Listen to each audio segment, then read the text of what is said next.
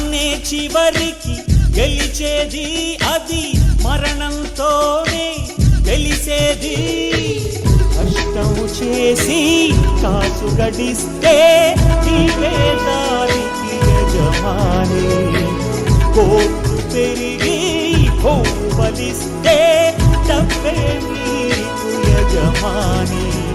జీవిత సత్యం మరువకురా, జీవితమే ఒక స్వప్నమురా. ఒక్కడు మొనగాడు, ఊరే మెచ్చిన పనివాడు.